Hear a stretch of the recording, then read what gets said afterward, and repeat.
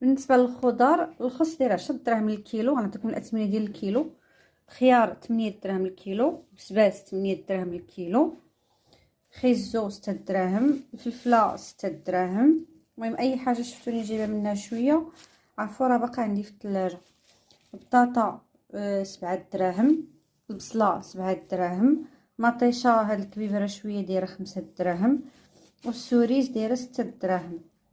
البورو خديته بغيت ندير به سلطه هاد الاسبوع ان شاء الله باذن الله، داير 13 درهم. خديت غير هاد 3 ديال الحبات.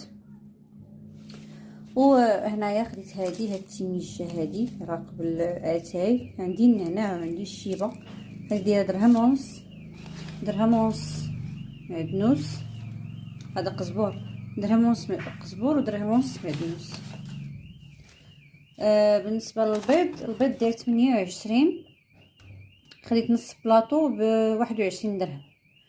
انا كناخذ البيض في السوق لانه كيجيني رخيص مقارنه مع مالين الدجاج والهري.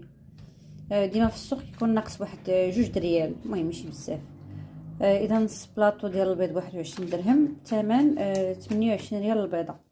هذه هي التقضيه ديالي ديال الخضر. غير الخضر بوحدهم طاحت عليا ب 46 درهم، 920 ريال، زائد 21 درهم ديال البيض.